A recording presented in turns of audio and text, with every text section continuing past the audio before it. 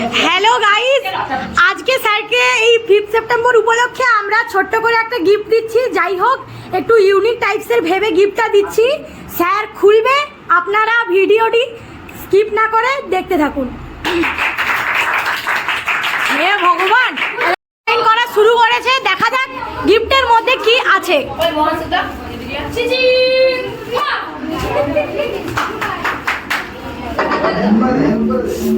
Xiaomi Music Speaker.